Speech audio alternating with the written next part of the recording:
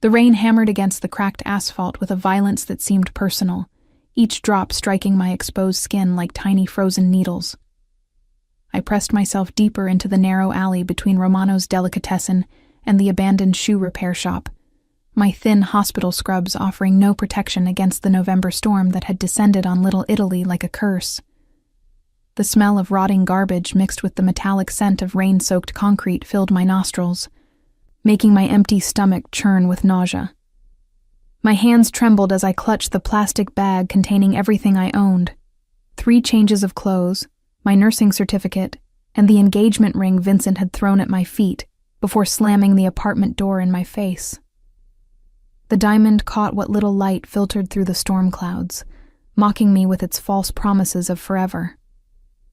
Forever had lasted exactly 18 months, ending the moment I'd walked into our bedroom to find him tangled in sheets with my supposed best friend, Rebecca. "You're nothing, Faith." Vincent's words echoed in my mind, as cold as the rain soaking through my sneakers. A charity case I took pity on. Did you really think someone like me would actually marry trailer trash like you? I had nowhere to go. The nursing program had drained my savings, and my first paycheck from Mount Sinai wasn't due for another 2 weeks. The homeless shelter was full. I'd already called 3 times. My phone battery had died hours ago, leaving me more isolated than ever. Every doorway in the neighborhood was occupied by others seeking refuge from the storm, their suspicious glares making it clear I wasn't welcome to share their meager shelter. A violent shiver racked my body, and I realized I couldn't feel my fingers anymore. The cold was seeping into my bones, making my thoughts sluggish and confused. This was how people died, I thought with detached medical clarity. Hypothermia didn't discriminate between the educated and the desperate. I'd studied it in nursing school, never imagining I'd experience it firsthand. The alley spun around me as I tried to stand, my legs refusing to support my weight. My vision blurred, dark spots dancing at the edges as my body began shutting down non-essential functions to preserve core temperature. The plastic bag slipped from my nerveless fingers, scattering my few possessions across the wet pavement like debris from a life that was rapidly dissolving. I thought of my mother. Dead 5 years now from cancer I couldn't afford to treat properly. She'd warned me about Vincent, seen through his charm to the calculating man beneath. Some people collect broken things because they like the power of fixing them, she'd whispered during one of her lucid moments near the end. But they never actually fix anything, baby girl. They just like owning the pieces. The world tilted sideways as my knees hit the concrete. The cold was becoming almost warm now, a dangerous sign I recognized from my emergency medicine rotation. My body was giving up the fight, core temperature dropping to critical levels. Part of me welcomed the approaching unconsciousness. At least in sleep, I wouldn't feel the betrayal burning in my chest, or taste the bitter ash of my shattered dreams. Footsteps echoed off the alley walls, but they seemed to come from very far away. Voices spoke in hushed Italian, words I couldn't understand, but that carried an urgency that cut through my haze. Strong hands touched my shoulders, and I tried to recoil, but lacked the strength. A man's voice, deep and commanding, spoke in accented English that somehow made my name sound like a prayer. "Cristo, she's freezing to death. Get the car, now." I wanted to protest, to explain that I wasn't a drug addict or prostitute, just a nurse who'd made the mistake of trusting the wrong man. But my tongue felt thick and useless, my throat constricted with cold and unshed tears. Darkness was pulling me under like a warm blanket, promising escape from the pain and humiliation of this nightmare. The last thing I remembered was being lifted by arms that felt impossibly strong, carried against a chest that radiated heat through expensive wool. A cologne I'd never smelled before, sandalwood and something darker, dangerous, filled my senses as my head lolled against a shoulder that seemed to have been carved from marble. "You're safe now," the voice murmured, and despite everything my rational mind screamed about accepting help from strangers in dark alleys, I believed him. There was something in his tone, an absolute certainty that made me think this man had never spoken an empty promise in his life. The warm interior of a car enveloped me, leather seats soft against my frozen skin. Gentle hands tucked a cashmere coat around my shoulders, and I caught a glimpse of gold cufflinks, manicured fingers, the edge of what might have been a scar along a strong jawline. Important details my nursing training told me to catalog, but the information slipped away like water through my fingers as unconsciousness finally claimed me. When awareness crept back, it came in stages. First, warmth, blessed, encompassing heat that seemed to emanate from everywhere at once. Then softness beneath me, sheets with a thread count that had to cost more than my monthly rent. The scent of clean linen and that same masculine cologne lingered in the air, along with something else. Fresh flowers and the faint aroma of expensive coffee. I opened my eyes to find myself in a bedroom that belonged in a magazine. Cream-colored walls adorned with what looked like original artwork. Floor-to-ceiling windows draped in silk that filtered the morning sunlight into a golden glow. The bed I lay in was easily king-sized, piled with pillows and covered in a duvet so soft it felt like sleeping on a cloud. Panic struck me like a physical blow. Where was I? Who had brought me here? My nursing scrubs were gone, replaced by a silk nightgown I'd never seen before. Someone had undressed me, bathed me, put me to bed like a child. The violation of it made my skin crawl, even as my rational mind acknowledged that whoever had done it had likely saved my life. I sat up too quickly, the room spinning around me as blood rushed from my head. A glass of water and 2 pills sat on the nightstand beside me, along with a note written in precise, elegant handwriting. For the headache, you're safe. Rest. The authoritative tone in those few words made something flutter in my chest. Not fear, but something more complicated. Attraction mixed with wariness, the primal female response to a predator who might choose to protect, rather than destroy. I'd felt it once before, years ago, when a attending physician had dressed down a resident who'd been harassing me. Power used on my behalf instead of against me was a foreign concept. My phone, somehow charged and functional, lay beside the note. The missed calls and texts from Vincent made my stomach clench. First angry demands to know where I was, then increasingly frantic apologies, as he realized I was truly gone. Rebecca had called too, her voicemails full of tearful excuses that meant nothing to me now. A soft knock at the door made me freeze. Miss Buchanan? The voice was female, heavily accented, warm but respectful. Mr. Moretti asked me to see if you needed anything. I have brought you some clothes. Mr. Moretti. The name meant nothing to me, but it sounded Italian, strong. Old world in a way that suggested tradition, family, honor.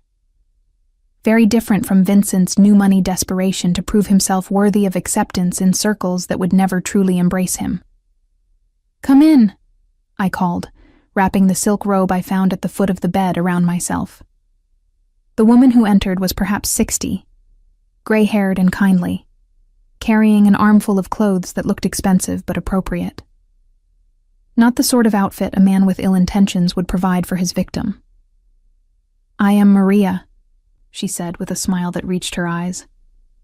I take care of the house. Mr. Moretti, he was very worried about you last night. Found you in the alley near his club, nearly frozen to death. Poor thing, what were you doing out in such weather? Her genuine concern undid something in my chest, and before I could stop myself, tears were streaming down my face. The whole humiliating story poured out. Vincent's betrayal, my homelessness, the desperate wandering that had led me to that alley. Maria listened without judgment, occasionally making sympathetic sounds in Italian that needed no translation. Men, she said finally, shaking her head with disgust. Some of them, they have no honor. But Mr. Moretti, he is not like this Vincent. He brings you here, has his own doctor check on you, makes sure you are warm and safe. This is what a real man does. I wanted to ask about this mysterious benefactor, but Maria was already laying out clothes and explaining the schedule. Mr. Moretti had gone to his office but would return for lunch. I was welcome to explore the house, use the library, the garden if the weather cleared. There was no pressure to leave, no expectation of payment or favors. Just old-fashioned hospitality extended to a stranger in need. As I dressed in clothes that fit perfectly, too perfectly, suggesting someone with an excellent eye for women's sizing, I tried to make sense of my situation. Men who found dying women in alleys and brought them home were either saints or predators. Saints were rare in my experience, but predators usually didn't provide silk nightgowns and respectful housekeepers. The house itself told a story of wealth and taste that went beyond mere money. Original hardwood floors gleamed under Persian rugs that probably cost more than my education. Books lined the walls in multiple languages, their worn spines suggesting they were read rather than merely displayed. Family photographs in silver frames showed generations of strong-jawed men and elegant women, creating a sense of history and continuity that my own rootless existence lacked entirely. I was studying a particular photo, a young man in military dress uniform with eyes that seemed familiar, when footsteps in the hallway announced someone's approach. They were measured, confident, the walk of a man who owned everything he surveyed. My heart began racing for reasons I couldn't entirely explain. Anticipation mixing with nervousness in a cocktail that made my hands tremble. The door opened, and Francesco Moretti entered my life like a force of nature carefully contained in an expensive suit. He was nothing like Vincent, and that thought struck me first, before I could even process the specifics of his appearance. Where Vincent was conventionally handsome in an obvious, almost desperate way, this man possessed something far more dangerous, an unconscious magnetism that seemed to bend reality around him. Tall and broad-shouldered, he moved with the fluid grace of someone who had never doubted his place in the world or his ability to reshape it according to his will. Dark hair, perfectly styled, but with just enough natural wave to suggest it would curl if left to its own devices. Olive skin that spoke of Mediterranean heritage, and eyes the color of espresso that seemed to catalog everything in their path with calculating precision. His suit was charcoal gray, clearly bespoke, tailored to emphasize the powerful build beneath without being ostentatious about it. Everything about him whispered old money, established power, the kind of authority that didn't need to announce itself because it simply was. Miss Buchanan. His voice carried the faint Italian accent I remembered from my semi-conscious state, but now I could hear the cultivation beneath it. This was a man equally comfortable in boardrooms and back alleys, someone who spoke multiple languages fluently and could navigate any social situation with effortless charm. "I trust you slept well?"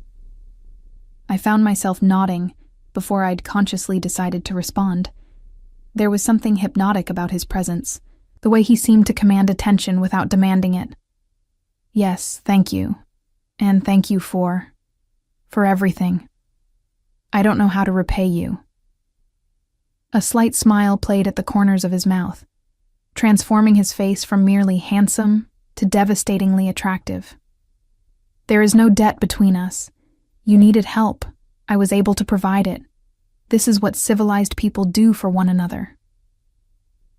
The emphasis on civilized wasn't lost on me, a subtle dig at Vincent's behavior that somehow made me feel vindicated rather than pitied. This man had assessed the situation and found my ex-fiancé wanting without needing to hear my side of the story. The validation was intoxicating, a balm to my wounded pride that I hadn't realized I desperately needed. "Maria tells me you are a nurse," he continued, settling into the chair across from where I stood by the window. The movement was economical, controlled, like everything else about him. "Mount Sinai Hospital, yes?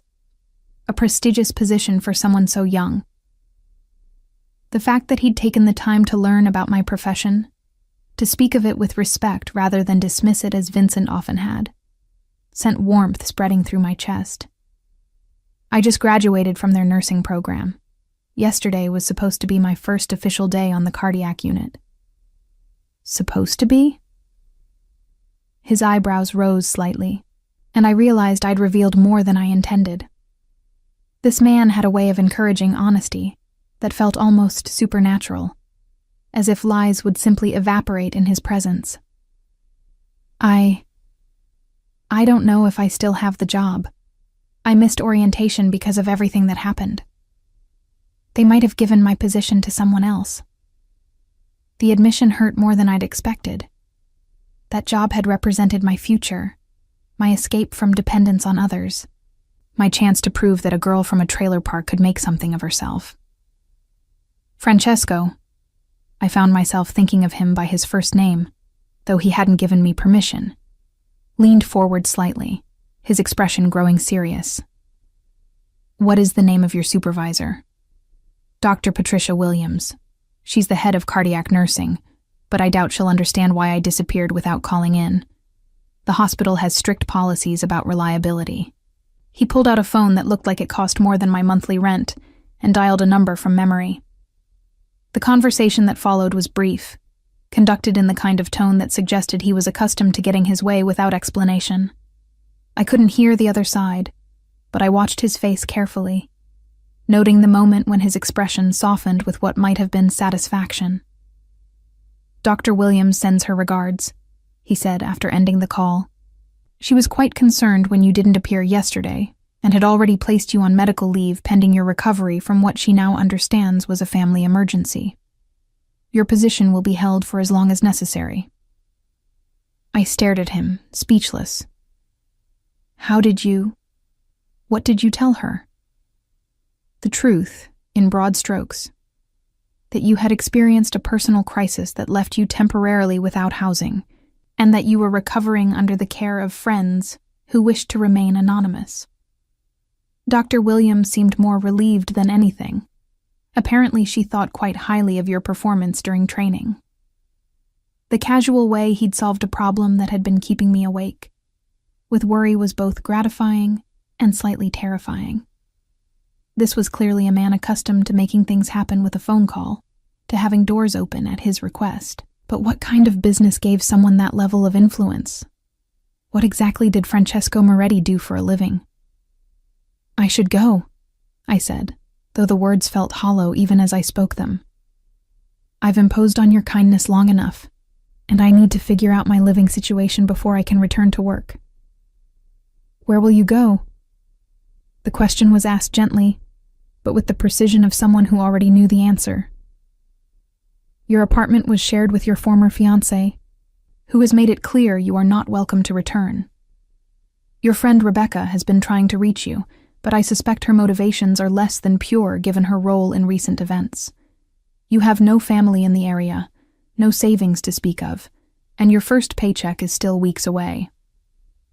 Each fact hit like a physical blow, not because they were harsh, but because they were true. He'd done his research, learned enough about my situation to understand exactly how trapped I was, but his tone held no judgment, no suggestion that my circumstances were anything but temporary setbacks that could be overcome with the right resources. How do you know all that? I asked, though I wasn't sure I wanted the answer. I make it my business to understand people who enter my sphere, he replied with the casual honesty of someone stating an obvious fact. Knowledge prevents misunderstandings, protects all parties involved. You are here because you needed help, not because you sought to take advantage of anyone. This distinction matters to me. The implication that others might have tried to take advantage of him hung in the air between us, along with the suggestion that such attempts had not ended well for the perpetrators. This was not a man who suffered deception gladly, but neither was he one who punished the innocent for the crimes of the guilty. I have a proposition for you, he continued before I could respond. My mother has been unwell recently, nothing life-threatening, but her doctor has recommended she have nursing care available during her recovery. She is particular about who she allows into her personal space, but I believe you might suit her needs perfectly. The offer was elegant in its simplicity, a way for me to earn my keep while maintaining my dignity, to be useful rather than merely grateful. But it also meant staying in this house, in his orbit, subject to that penetrating gaze and the dangerous pull I felt whenever he was near. "What's wrong with your mother?" The nurse in me couldn't help asking, professional interest overriding personal caution. "She had a mild heart episode last month, what her cardiologist calls a warning shot. She's responding well to medication, but she needs monitoring. Someone to ensure she takes her pills, watches her diet, recognizes any concerning symptoms. The agency nurses they've sent have been inadequate." I could imagine. If Francesco commanded rooms simply by entering them, his mother was probably a force of nature who would intimidate anyone without the backbone to stand up to her. The challenge appealed to me more than it should have. I'd always gotten along well with difficult patients, finding that they respected honesty and competence over deference. What would the arrangement entail exactly?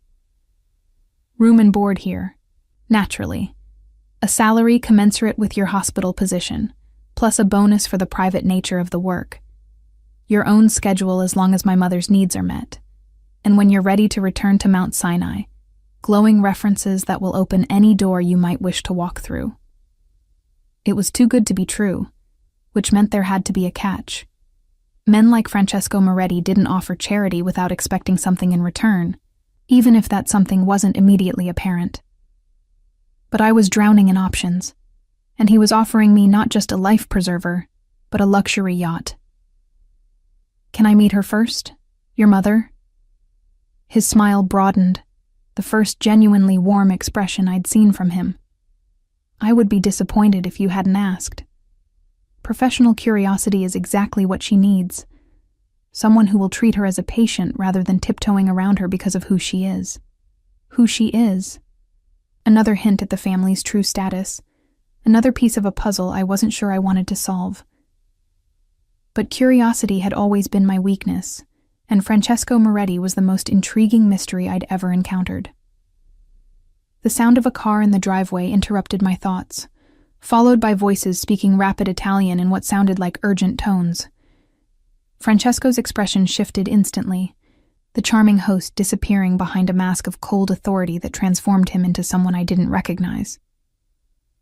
"Excuse me," he said, standing with fluid grace. "Business calls. Maria will show you to my mother's room when you're ready. Take your time deciding. The offer stands regardless of your answer." But as he moved toward the door, I caught sight of something that made my blood run cold. The edge of a shoulder holster beneath his perfectly tailored jacket, the unmistakable outline of a weapon that spoke of a world far more dangerous than I'd imagined. What exactly had I stumbled into? The walk to Francesca Moretti's room felt like a journey into the heart of a mystery I was increasingly certain I shouldn't want to solve. Maria led me through hallways lined with photographs that told the story of a family steeped in tradition and power. Men in expensive suits shaking hands with politicians I recognized, women dripping with jewels at charity galas, children posed formally in settings that spoke of generational wealth. But it was the older photographs that gave me pause. Black and white images from what looked like the 1940s and 50s, showing men whose faces held the same aristocratic bone structure as Francesco's, but whose eyes carried a hardness that seemed almost predatory. These weren't businessmen in the conventional sense, I realized with growing unease. These were men who had built their empire through methods that didn't appear in annual reports or board meetings. "Mrs. Moretti, she's very excited to meet you," Maria said as we paused outside an ornate wooden door. "She has been asking about the beautiful nurse her son rescued from the storm. But you must understand, she is not used to strangers. Speak honestly with her. She respects courage above all else." The woman I found propped against silk pillows in a bed that could have belonged to European royalty was nothing like what I'd expected. Francesca Moretti was small and elegant, with silver hair styled in a way that suggested a standing appointment at the city's most exclusive salon. Her dark eyes, so much like her son's, assessed me with the sharp intelligence of someone who had spent decades reading people's intentions from their expressions. But there was a fragility to her that my trained eye immediately recognized.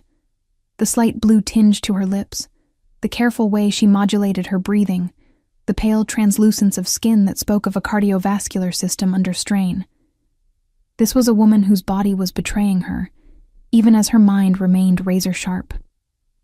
"So," she said in English only lightly touched by an Italian accent, "you are the little sparrow my Francesco found freezing in an alley. Sit down, child. Let me look at you properly." I took the chair beside her bed, meeting her direct gaze with what I hoped was professional composure. "Mrs. Moretti, your son has offered me a position caring for you during your recovery.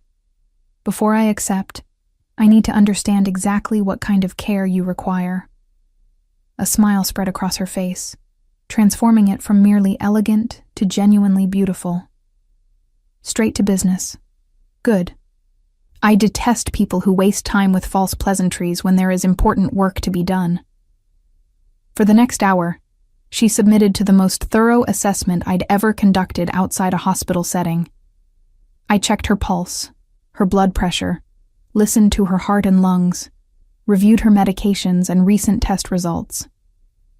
What I found concerned me more than her casual dismissal of her condition suggested was warranted. "Your ejection fraction is 42%, I said, referring to the measurement of how well her heart was pumping blood. "That's classified as heart failure with reduced ejection fraction. You should be on a much more aggressive treatment protocol, and you definitely shouldn't be dismissing your symptoms as minor inconveniences." "Ah," she said with obvious satisfaction. "Francesco said you were sharp. Yes, my heart is failing. Slowly, but failing nonetheless. The doctors want to put me in the hospital, attach me to machines, treat me like an invalid. This I will not accept. But if you don't follow proper treatment protocols, you could have another episode. A worse one." I kept my voice professional, but I could feel my protective instincts engaging. This woman was needlessly risking her life out of what seemed like stubborn pride. "Child," she said gently, reaching out to pat my hand with fingers that trembled slightly. "I am 78 years old. I have buried a husband, 2 sons, and more friends than I care to count. I have seen empires rise and fall, watched this family survive enemies that would destroy us completely if they could. I will not spend whatever time I have left cowering in a sterile room, afraid of my own shadow." The mention of buried sons sent a chill down my spine. Francesco had brothers who were dead? How? When? The questions multiplied in my mind, but something in her expression warned me not to ask. "However," she continued, "I am not stupid. I understand that my condition requires monitoring, that certain precautions must be taken. If you are willing to provide that care while allowing me to maintain my dignity and independence, then we have an arrangement that serves us both." It was a reasonable compromise, and one that would challenge my skills in ways that appealed to my professional pride. But before I could answer, the sound of raised voices from downstairs interrupted our conversation, not Francesco's voice. He was too controlled for that kind of outburst. But several other men speaking in rapid Italian that sounded increasingly urgent. Francesca's expression shifted, becoming alert in a way that suggested she understood every word being said below us. "Maria," she called, and the housekeeper appeared so quickly she must have been listening at the door. A rapid exchange in Italian followed, during which Maria's face grew pale with concern. "What's happening?" I asked, the medical training in me responding to the obvious signs of distress in both women. "Business," Francesca said curtly, but I could see the worry in her eyes. "Nothing for you to concern yourself with." But even as she spoke, the voices downstairs grew louder, more urgent. I caught fragments, numbers, names I didn't recognize, what sounded like locations being discussed with increasing desperation. And then, cutting through everything else, Francesco's voice raised in the kind of cold fury that made my blood freeze. "Get Dr. Martinez, now, and make sure the back entrance is secure. Dr. Martinez, not a hospital emergency room, not 911, but a private doctor who could be summoned without questions." My nursing instinct screamed warnings about what kind of medical emergency would require that level of secrecy, what kind of injuries couldn't be treated through normal channels. "I should go," I said, standing abruptly. "Whatever this is, you don't need a stranger witnessing it. Sit down." Francesca's voice carried such absolute authority that I found myself obeying before I'd consciously decided to. "If you are going to work for this family, you need to understand what that means, what we are." The footsteps on the stairs were heavy, urgent, accompanied by voices speaking in the kind of terse medical terminology I recognized from trauma situations. Someone was hurt, badly, and they were bringing him here instead of to a hospital, which meant either they couldn't risk the questions a hospital would ask, or they couldn't risk being away from whatever security this house provided. "Mrs. Moretti," I said carefully, "if someone is injured, they need proper medical care. A hospital emergency room, surgical facilities if necessary. I'm a nurse, not a trauma surgeon." "Dr. Martinez has been treating this family for 30 years, she replied, her eyes never leaving my face. "He has facilities here that rival any hospital, and he understands the need for discretion that a public hospital cannot provide." The bedroom door opened without a knock, and Maria entered with an expression of barely controlled panic. "Mrs. Moretti, they need faith. Mr. Francesco, he's been shot." The world tilted sideways around me. Shot. Francesco had been shot, and they wanted me to help treat him. Which meant this wasn't just a wealthy family with old-world traditions and expensive tastes. This was something else entirely. Something dangerous enough that gunfire was apparently an occupational hazard. "I'm not qualified for trauma surgery," I said, even as my training kicked in, and I found myself mentally cataloging what supplies would be needed. "If he's been shot, he needs a trauma team, an operating room. Dr. Martinez will handle the surgery," Francesca said, her voice steady despite the obvious fear in her eyes. "But he needs a surgical nurse, someone with the training to assist. Will you help my son, Faith?" The use of my first name, the naked plea in her voice, the knowledge that Francesco might be dying while I debated the wisdom of getting involved, it all combined to shatter my hesitation. I was a nurse. Someone was injured. Everything else was secondary to that fundamental truth. "Where is he?" Maria led me to a wing of the house I hadn't seen before, downstairs that opened into what looked like a fully equipped medical facility. Not just a first aid station, but an actual surgical suite complete with monitoring equipment, blood bank, and enough pharmaceutical supplies to stock a small hospital. This wasn't something that had been hastily assembled. This was a permanent installation, designed for exactly this kind of emergency.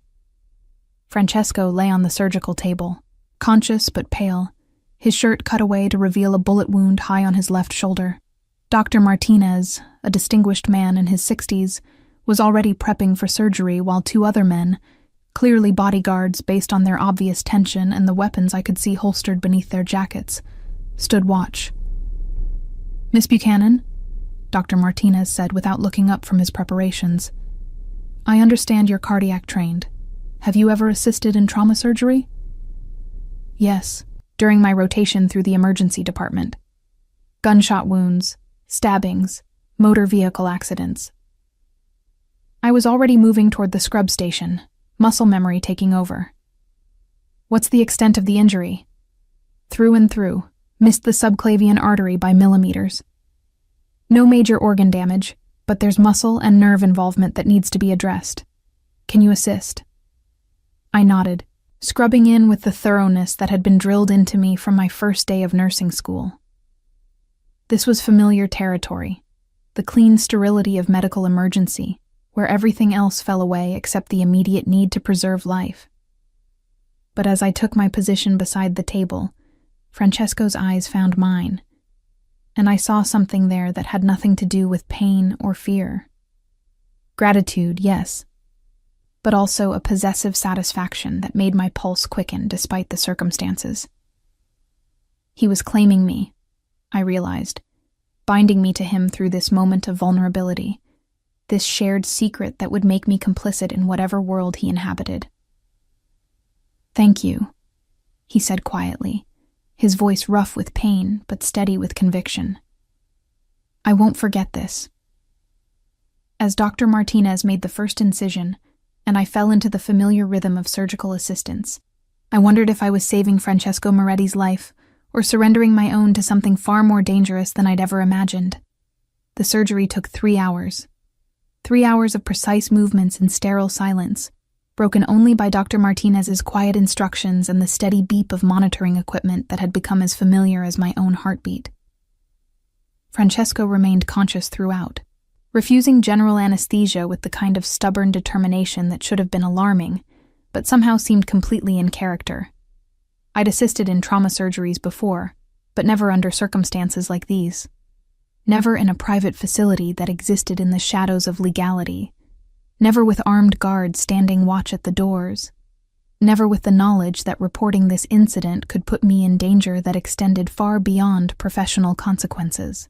But as I worked, handing instruments to Dr. Martinez, monitoring Francesco's vital signs, managing the flow of the surgery with the competence that years of training had drilled into me, I felt something shifting inside me. Not just the adrenaline rush of medical emergency, but a deeper recognition that this was exactly where I belonged. Not the sterile, bureaucratic environment of the hospital, but here, in the heart of something real and immediate and vital. "Beautiful work," Dr. Martinez murmured as he completed the final sutures. "You have excellent hands, Miss Buchanan. Steady, intuitive. It's a gift not many possess." Francesco's eyes had never left my face during the procedure, watching me with an intensity that should have been uncomfortable, but instead felt oddly intimate. Even under the stress of surgery, even with pain medications affecting his system, his gaze held that same calculating assessment I'd noticed earlier. He was cataloging my reactions, my competence, my willingness to cross lines I hadn't even known existed. "The bullet missed everything vital," Dr. Martinez announced as he began cleaning the surgical site. "Full recovery expected, though the shoulder will need time to heal properly. No strenuous activity for at least 6 weeks, Francesco. I mean it this time." "This time?" I asked before I could stop myself. A slight smile curved Francesco's lips despite the obvious discomfort. This is not my first encounter with Dr. Martinez's surgical skills. Occupational hazard in my line of work. "What exactly is your line of work?" The question had been burning in my mind for hours, and the post-surgical intimacy of the moment made it feel safe to ask. The smile faded, replaced by something more serious. "Import and export. My family has been in business for 4 generations, moving goods between Europe and America. Not all of our competitors approve of our success." It was a careful answer, technically true, but deliberately incomplete. Import and export could mean anything, from legitimate luxury goods to things that required the kind of security I'd witnessed here. The casual reference to competitors who expressed their disapproval through gunfire told me everything I needed to know about the nature of those goods. "Faith," Francesco said, as Dr. Martinez finished his work and began packing his instruments. "I owe you a debt that cannot be repaid with money." "You don't owe me anything. I'm a nurse. Helping injured people is what I do." "Is it?" His eyes searched my face with uncomfortable perception. "Because what you did tonight goes far beyond professional obligation. You chose to help without knowing the circumstances, without asking questions that might have protected you from legal consequences. That kind of loyalty is rare." Loyalty. The word hung between us like a challenge, carrying implications I wasn't ready to examine. But he was right. I had made a choice, stepping into his world without understanding the full implications of that decision. And now, with his blood under my fingernails and his life in my debt, there was no going back to the innocent ignorance I'd possessed this morning. "Your mother is waiting to see you," I said, instead of responding to his implicit question. "She's been worried." In a moment. First, I need to know. Will you stay? Not just tonight, not just until I'm recovered, but permanently. My family has need of someone with your skills, someone we can trust completely. The offer was everything I'd dreamed of, and everything I'd been taught to fear. Financial security, professional respect, a place in a world where my skills would be valued beyond the bureaucratic limitations of hospital politics. But also complicity in activities that operated outside the law, loyalty to people whose business practices apparently included violence as a standard operating procedure. I need time to think, I said finally. Of course, but understand this. What you've seen tonight, what you've done, creates a bond between us that cannot be severed simply because you choose to walk away. You are part of this family now, whether you accept that formally or not. The possessive certainty in his voice should have terrified me. Instead, it sent a dangerous thrill through my chest, the primitive female response to a dominant male claiming territory. I was his now, according to some instinctive recognition that operated below conscious thought, and the part of me that had always craved security and protection responded to that claim with enthusiasm that horrified my rational mind. Dr. Martinez cleared his throat diplomatically. Francesco, you need rest. The anesthesia may be local, but your body has still been through significant trauma. Miss Buchanan, you handled yourself admirably tonight. If you're interested in private practice, I could use an assistant with your skills. Another offer. Another path into a world where normal rules didn't apply. I was collecting invitations to cross lines I'd never imagined approaching, and each one felt more tempting than the last. The recovery room was as luxuriously appointed as everything else in the house, with a hospital bed that probably cost more than most people's cars and monitoring equipment that belonged in a cardiac intensive care unit. Francesco submitted to being transferred there with obvious reluctance, clearly unaccustomed to being vulnerable or dependent on others for his basic needs. The pain medication will make you drowsy, I explained as I checked his IV line and adjusted the monitors. Don't fight it. Your body needs rest to heal properly. Stay with me, he said quietly, his hand catching mine as I moved to leave. Please. The simple word, so at odds with his usual commanding tone, undid something in my chest. This was Francesco Moretti stripped of his armor, reduced to basic human need for comfort and companionship. The man who could apparently summon doctors and solve problems with a phone call was asking me not to leave him alone with his pain. I pulled a chair beside his bed and settled in for what I knew would be a long night. Post-surgical patients needed monitoring, and despite Dr. Martinez's confidence, there were always risks of complications. But beyond professional obligation, I found myself reluctant to leave. Something about his presence felt addictive, like standing too close to a fire.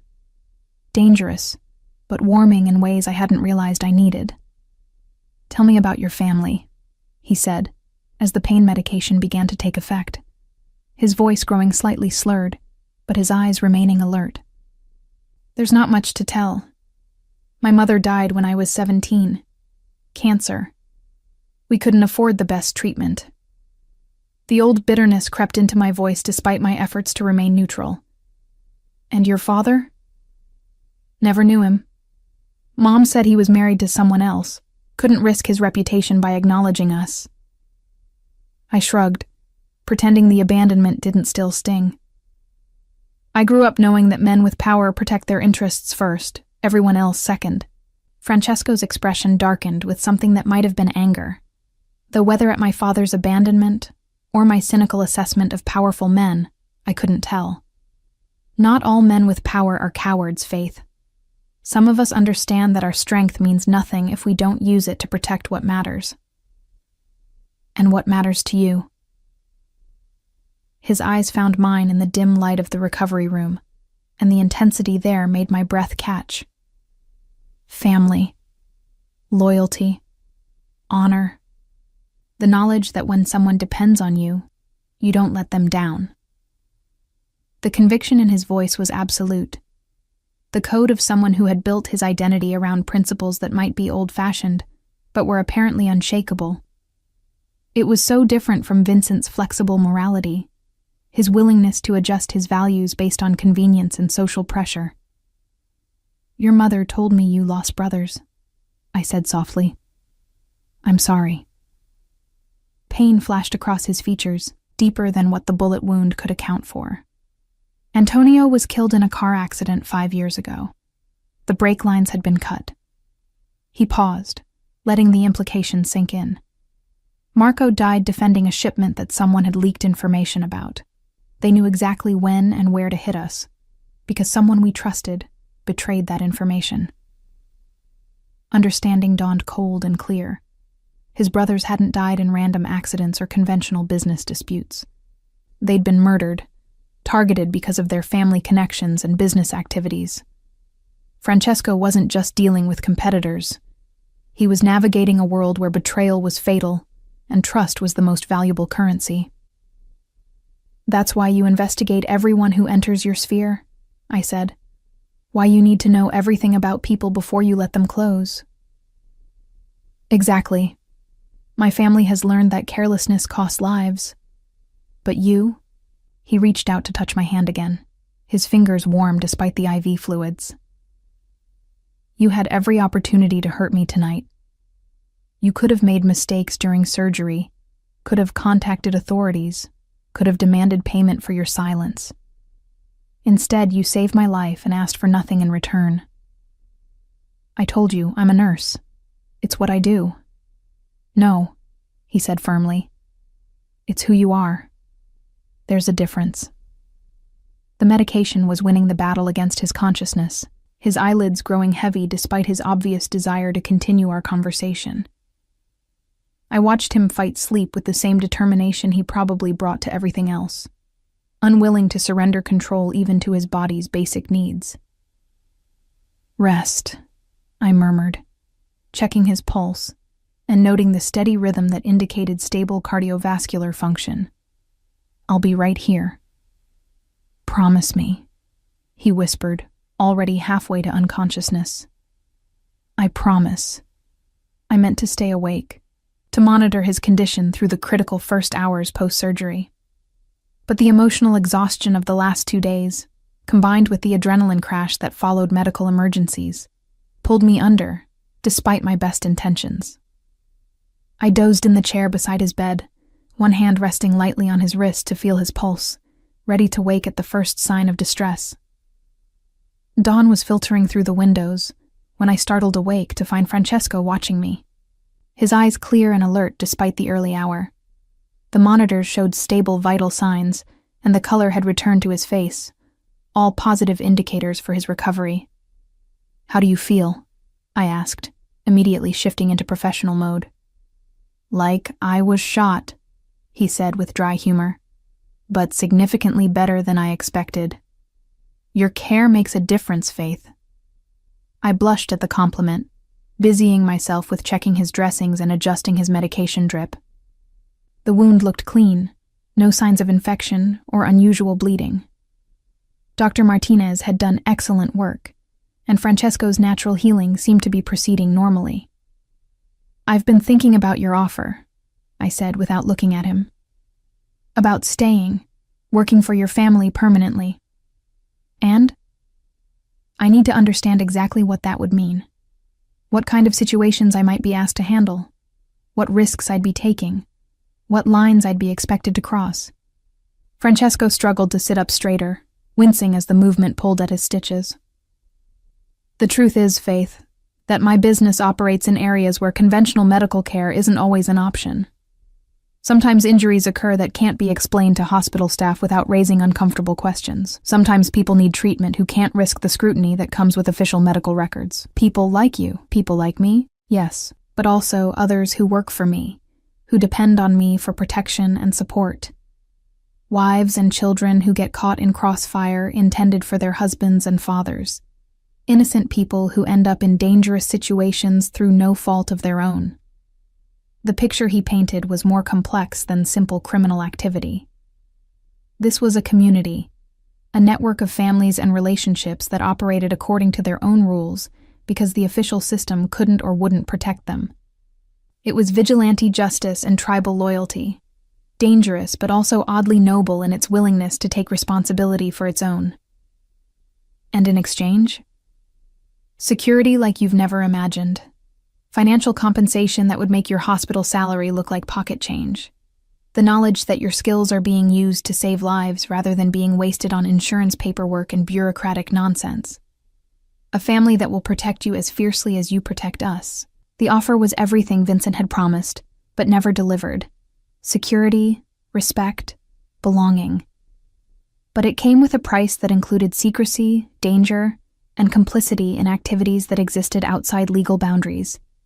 It meant choosing loyalty over law, family over society, personal relationships over abstract principles. "I need one more thing," I said finally. "Name it. Complete honesty. No more careful answers or diplomatic half-truths. If I'm going to risk everything for this family, I need to know exactly what I'm risking it for." Francesco studied my face for a long moment, and I could see him weighing the value of truth against the safety of secrecy. Finally, he nodded slowly. "My family controls shipping and distribution for certain goods between Europe and America. Some of those goods carry import taxes that we consider unreasonable. Some involve substances that the government has decided should be restricted, despite significant market demand. We provide services that people need, at prices they're willing to pay, without the interference of bureaucrats who have never built anything or taken real risks. Smuggling." He was describing smuggling operations, probably drugs and weapons, possibly other contraband. The euphemistic language couldn't disguise the reality that the Moretti family was in business with organized crime, possibly as organized crime themselves. And the violence? Competition is fierce. Not everyone believes in negotiating disputes through civilized discussion. We defend ourselves and our interests using whatever methods prove necessary. Murder. He was talking about murder, though he'd never used that word directly. The Moretti family killed people who threatened their business interests, probably with the same cold efficiency they brought to everything else. I should have been horrified. Should have been planning my escape from this house and these people before I became any more deeply involved. Should have been thinking about professional ethics and legal obligations and all the reasons why crossing these lines would destroy the respectable life I'd worked so hard to build. Instead, I found myself thinking about Vincent's casual cruelty, about the hospital administrators who treated nurses like disposable resources, about a society that had offered me nothing but obstacles and judgment, while expecting gratitude for the privilege of struggling. Francesco was offering me a place in a world where competence was valued, where loyalty was rewarded, where my skills would be used to their fullest potential. "Okay," I said quietly. "Okay? I accept. All of it. The job, the risks, the family." I met his eyes directly, wanting him to see the determination in mine. "I'm in." The smile that spread across his face was nothing like the polite expressions I'd seen before. This was pure satisfaction, possessive triumph, the look of a man who had successfully claimed something he wanted. "Welcome to the family, Faith," he said, and I knew that everything I'd been before this moment had just become history.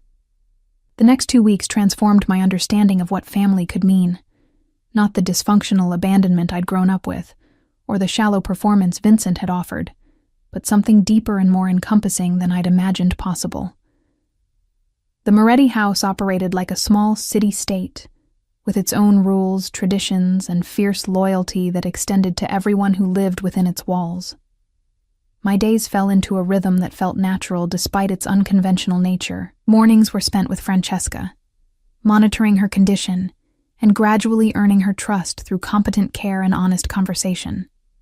She was a formidable woman who had survived decades in a dangerous world by being smarter and tougher than anyone expected from her elegant appearance.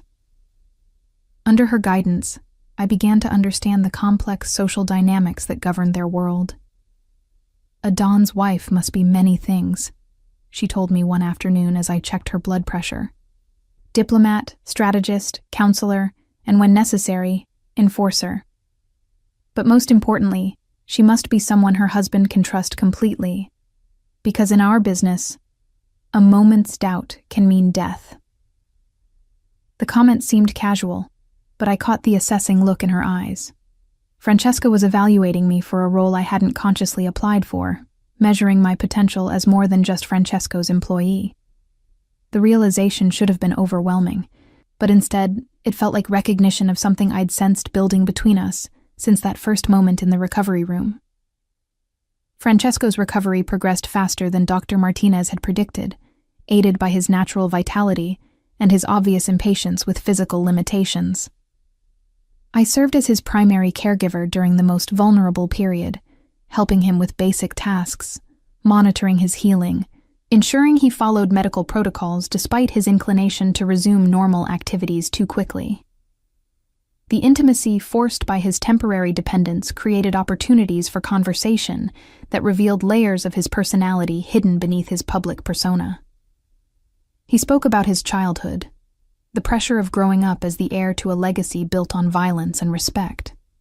He told me about his education at elite universities, his deliberate cultivation of legitimate business interests that provided cover for less conventional activities. My grandfather built this empire with his fists and his willingness to do what others wouldn't, he said one evening as I changed his dressings. My father expanded it through strategic thinking and political connections. I'm trying to transform it into something that can survive in a changing world. What does that look like? I asked, noting with satisfaction that the wound was healing cleanly. Less direct confrontation, more sophisticated operations. Technology instead of crude force. Influence instead of intimidation. He paused, wincing slightly as I cleaned the area around his stitches. But the foundation remains the same. Loyalty, family, the understanding that we protect our own at any cost. The more I learned about their world, the more I understood that it operated according to principles that were both primitive and sophisticated. Trust was earned through actions rather than words. Loyalty was absolute, or it didn't exist at all. Power was respected only when it was wielded with honor and restraint. My integration into the household staff happened gradually but inexorably. Maria began consulting me about Francesca's dietary needs, deferring to my medical expertise in ways that elevated my status beyond typical employee. The security personnel, initially suspicious of any outsider, began acknowledging me with respectful nods as they recognized my acceptance by the family. But it was the evening meetings that truly marked my transition from observer to participant. Francesco had resumed limited business activities, conducting essential meetings from his study rather than his usual office downtown. Initially, I was dismissed when visitors arrived, but gradually he began allowing me to remain, first as his nurse monitoring his condition, then simply as a trusted presence. "The Baltimore situation is escalating," reported a man I'd learned was Francesco's lieutenant, a compact individual with intelligent eyes and an aura of controlled violence. "They're pushing into territory that's been ours for 20 years. Response?" Francesco asked, his tone neutral, but his eyes sharp with interest. Traditional approach would be direct confrontation. Send a message they can't ignore. I watched Francesco consider this, noting the careful calculation behind his expression.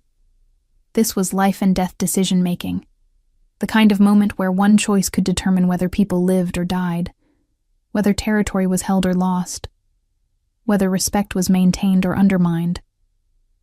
"Not yet," he decided finally. "Reach out through intermediaries first. Make it clear that we're willing to negotiate boundaries, but also that we're prepared to defend what's ours if negotiation fails." The lieutenant nodded approvingly. "Diplomacy backed by strength. Your father would approve." These conversations revealed the sophisticated nature of Francesco's operations.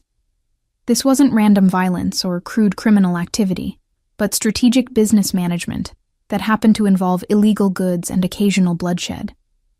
The principles weren't so different from legitimate business: market control, competitive advantage, customer service. But the stakes were infinitely higher. My medical skills proved valuable beyond Francesco's personal care. Word spread through their network that the Moretti family had access to discreet medical treatment, and I found myself treating a variety of injuries and conditions that couldn't be addressed through conventional channels. Gunshot wounds that couldn't be explained to emergency room staff, knife injuries that would prompt uncomfortable police questions, drug overdoses that needed treatment without creating official records. Each case deepened my involvement in their world while proving my value to their operations. I developed protocols for emergency treatment, stockpiled medications and supplies, even began training some of the security personnel in basic first aid. Dr.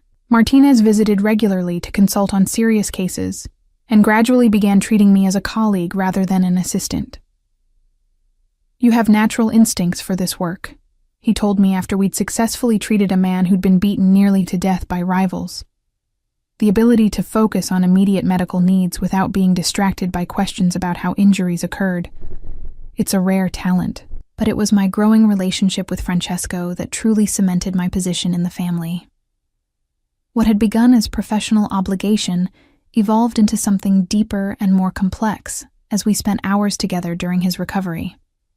He was in fascinating contradiction, ruthless in business but gentle with his mother, commanding with his subordinates but vulnerable in private moments, calculating in strategic decisions, but surprisingly emotional when discussing family history. The first time he kissed me, it was supposed to be gratitude. I was adjusting his pillows, making sure he was comfortable for sleep, when he caught my hand and pulled me closer. The kiss was soft, tentative, a question rather than a demand. But the electricity that shot through me at the contact was anything but gentle, a recognition that had been building since the moment I'd first seen him bleeding on that surgical table. "I shouldn't," I whispered against his lips, even as I made no move to pull away. "Why not?" His voice was rough with desire and something deeper. "Because of professional ethics? Because you work for me? Because I'm not the kind of man you plan to fall in love with?" The word love hung between us like a challenge, premature but somehow inevitable. This wasn't the careful courtship I'd imagined for myself, the safe relationship with a respectable man who would offer conventional security. This was dangerous and consuming, and completely outside the boundaries of the life I'd planned. "Because once we cross this line, there's no going back," I said, acknowledging the truth we'd both been avoiding. "There's already no going back, Faith. Not for either of us. You're mine now, whether we admit it or not. The only question is whether we're going to fight what we both want, or embrace it." His possessive certainty should have triggered every warning bell in my system. I'd spent my entire adult life struggling for independence, fighting to prove I didn't need anyone's protection or support. But with Francesco, that independence felt less like strength and more like stubborn isolation from the very connection I'd been craving without knowing it. I kissed him back, pouring weeks of suppressed attraction and growing emotional attachment into the contact. His response was immediate and hungry, one hand tangling in my hair, while the other pulled me closer despite the limitation of his healing shoulder. We were both breathing hard when we finally broke apart, the air between us charged with the recognition that everything had just changed irrevocably. "Tomorrow," he said against my forehead, "we tell my mother. Make this official." "Official how?" "However you want it to be. Engagement, marriage, whatever words make you comfortable. But no more pretending this is just about nursing care or professional obligation." The speed of it should have been terrifying. 3 weeks ago, I'd been planning a conventional life with Vincent, following the safe path I'd mapped out for myself. Now I was contemplating marriage to a man whose business involved activities I couldn't discuss with outsiders, whose world operated according to rules I was still learning. But as I looked into Francesco's eyes, seeing the intensity of his commitment and the promise of a future unlike anything I'd dared imagine, I realized that safety had always been an illusion anyway. Vincent's betrayal had taught me that conventional morality was no guarantee of decent treatment, that respectability could coexist with casual cruelty. Francesco offered something different: honesty about his nature, transparency about the risks, complete commitment to protecting what he valued. The criminal aspects of his business were balanced by a code of honor that seemed more reliable than the flexible ethics of legal society. "What does being part of this family really mean?" I asked, needing to understand the full scope of what I was accepting. "It means you'll never want for anything material. It means you'll have protection that extends beyond anything money can buy. It means your skills will be valued and your counsel respected." He paused, his expression growing serious. "But it also means accepting that some of our decisions involve violence, that sometimes people who threaten us don't survive those threats, that loyalty to family comes before loyalty to abstract legal principles." I thought about my mother, who had died because we couldn't afford proper treatment. I thought about Vincent, who had discarded me the moment I became inconvenient. I thought about the hospital administrators who saw nurses as replaceable cogs in a profit-generating machine. None of them had offered the kind of security and respect Francesco was promising. "I accept," I said, surprising myself with the firmness in my voice. "All of it." His smile was triumphant, possessive, the expression of a man who had successfully claimed something precious. "Then welcome to your real life, Faith. Everything else was just preparation." As he pulled me down for another kiss, I felt the last vestiges of my former existence falling away. I was no longer Faith Buchanan, struggling nursing school graduate who dreamed of respectable middle-class security. I was becoming someone new, Francesco Moretti's woman, a member of a family whose power was built on blood and loyalty, whose protection was absolute, and whose expectations were equally uncompromising. The transformation was terrifying and exhilarating in equal measure, but as Francesco's hands framed my face with surprising gentleness, I knew there was nowhere else I'd rather be. The engagement party was everything I'd never known I wanted, not the gaudy display Vincent had planned, with its desperate attempt to impress people who would never truly accept us, but an intimate gathering of Francesco's family and closest associates that felt like a true celebration of belonging. The house was transformed with flowers and candles, creating an atmosphere of elegant warmth that spoke to Francesca's impeccable taste and Maria's attention to detail. I wore a dress that had appeared in my closet that morning, midnight blue silk that hugged my curves perfectly and somehow made me feel both sophisticated and completely myself.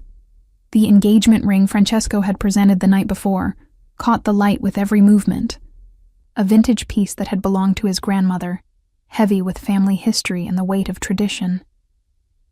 "You look radiant, my dear," Francesca said as she surveyed the gathering from her position on the terrace.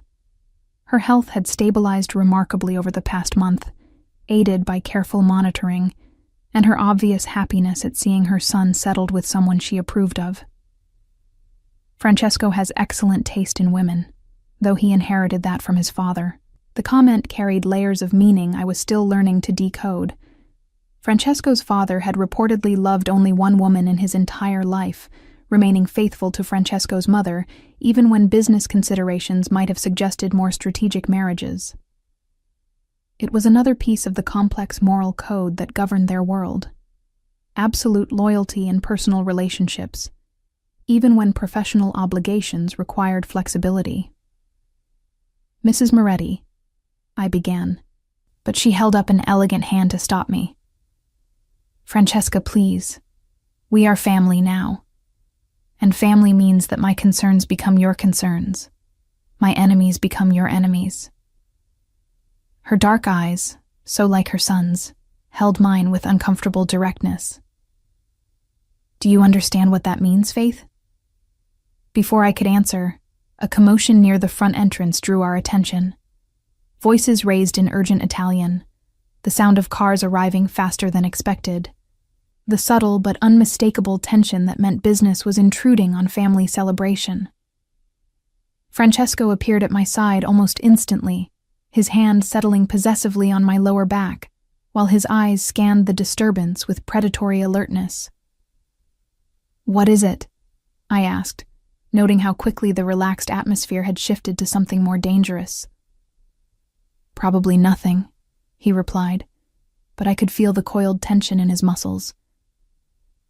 "Excuse me for a moment."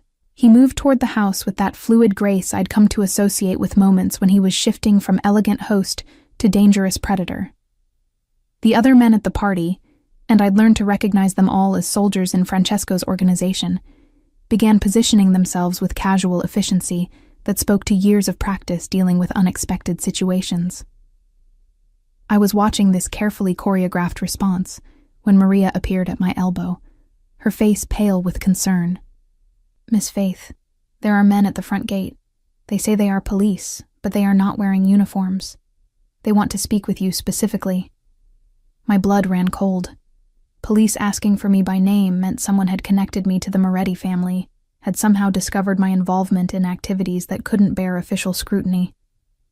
The surgery on Francesco, the various medical treatments I'd provided to people with suspicious injuries, my growing knowledge of family business, any of it could be enough to charge me as an accessory to serious crimes. "Did they show identification?" I asked, falling back on practical questions, while my mind raced through possibilities. "Mr. Francesco is handling it," Maria replied, which wasn't really an answer, but suggested the situation was being managed according to family protocols. Through the windows, I could see Francesco in heated discussion with several men in suits.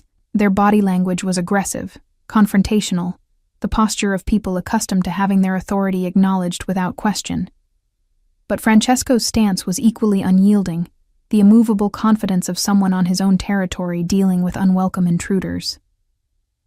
"Faith." The voice behind me was familiar in the worst possible way, carrying echoes of a life I'd thought was permanently behind me. I turned to find Vincent standing on the terrace, somehow having bypassed whatever security measures should have prevented his access to the party. He looked different, thinner, more desperate around the edges, his expensive suit unable to disguise the tension that radiated from every line of his body. But his eyes held the same calculating assessment that had once made me feel special and now made my skin crawl with recognition of the manipulation behind it. "Vincent." I kept my voice level, professional, though every instinct screamed at me to call for help. "How did you get in here?" "I'm a cop, Faith. Detective Vincent Morrison, NYPD Organized Crime Task Force." He displayed a badge with the same theatrical flourish he'd once used to present expensive gifts. "Turns out your new boyfriend has been under investigation for quite some time." The revelation hit like a physical blow, not because I hadn't suspected Francesco's criminal activities, but because Vincent's involvement added layers of complexity I hadn't anticipated. My ex-fiancé was a police officer, specifically one investigating organized crime. Our entire relationship had been built on his professional interest in getting close to people connected to the Moretti family. "You used me," I said, understanding flooding through me with sickening clarity. From the beginning, everything was about getting information. "I protected you," he corrected, his tone carrying that familiar condescension.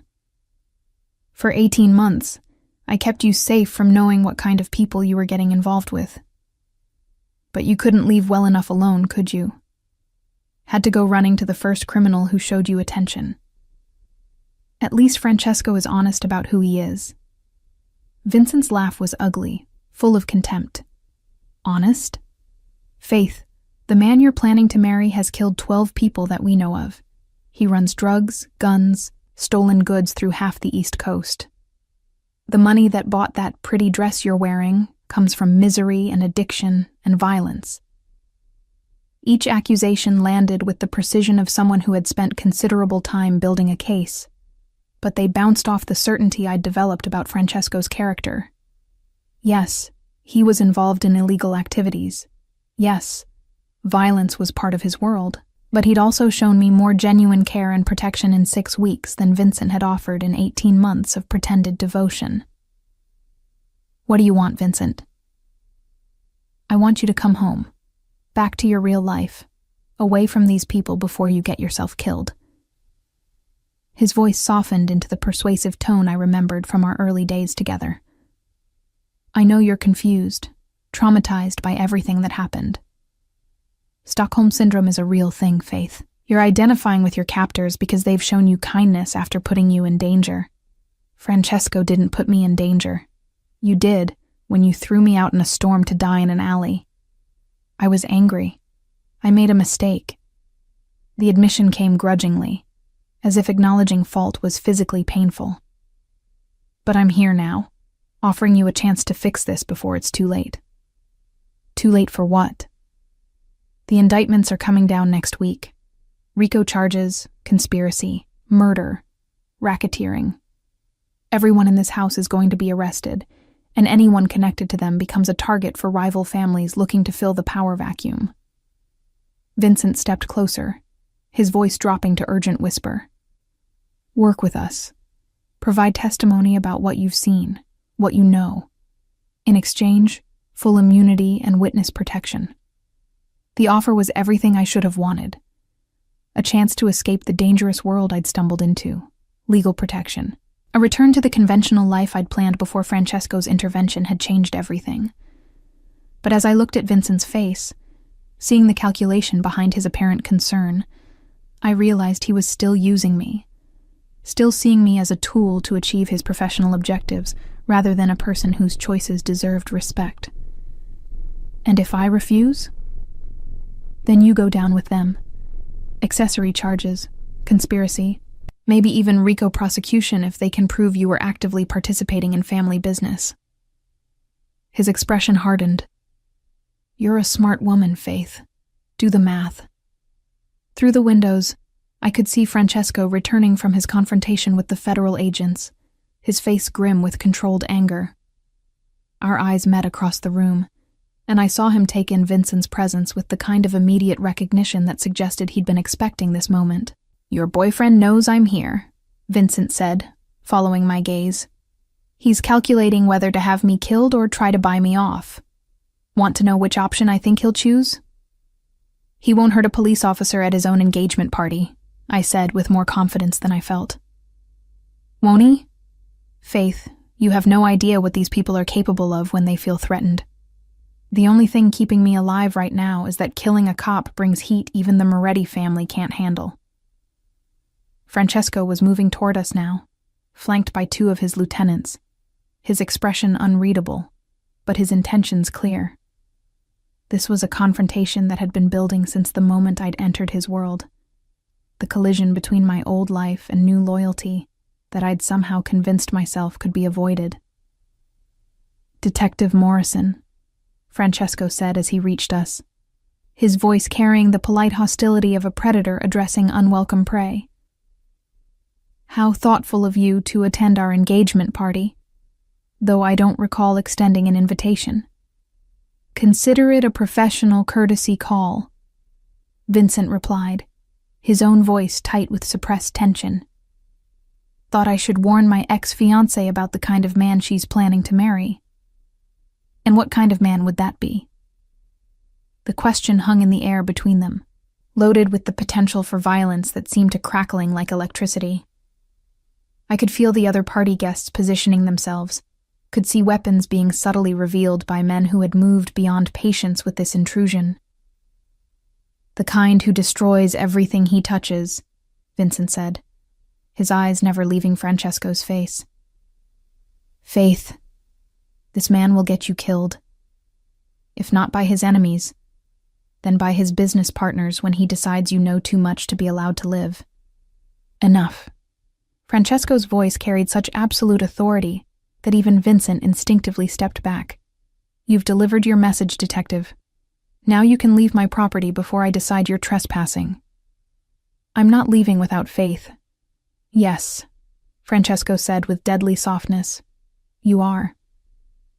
The moment balanced on a knife's edge, 3 lives hanging in the balance of decisions that would reshape everything I'd built over the past month.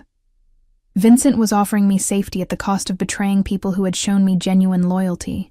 Francesco was demanding I choose his world over the conventional morality I'd been raised to respect, and I was caught between them, holding the power to save or destroy both men with whatever choice I made. But as I looked at Vincent's face, seeing the manipulation behind his concern, and then at Francesco, seeing the genuine pain at the thought of losing me, the decision was simpler than I'd expected. "I choose Francesco," I said clearly, loudly enough for everyone present to hear. "I choose this family, this life, all of it." Vincent's face went through a series of expressions: disbelief, anger, resignation, and finally a cold calculation that was more frightening than his threats had been. "You're making a mistake, Faith.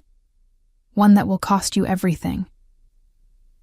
"Maybe," I replied, moving to stand beside Francesco, accepting the protective arm he wrapped around my waist.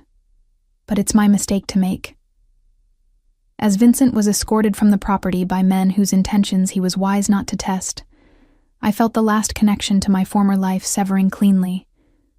Whatever happened next, arrests, trials, violence from rivals who sensed weakness, I would face it as part of the Moretti family, protected by their strength and bound by their loyalty. Francesco's kiss was possessive, triumphant, a claiming that marked me as irrevocably his in front of everyone who mattered. When we broke apart, I could see approval in Francesca's eyes, satisfaction in the faces of the men who served her son, acceptance from the women who had married into this world before me. "Welcome home," Francesco murmured against my ear, and I knew that whatever the cost of this choice, I was exactly where I belonged.